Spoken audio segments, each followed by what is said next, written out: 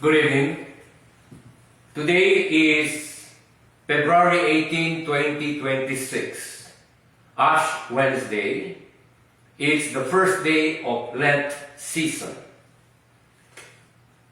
Our Mass offerings from Josefina Versosa Bularan, Lester Versosa Bularan, for the eternal repose of Francisco Bularan, Efren Perez Adriano, and Hector Molina Perez on his 40th days.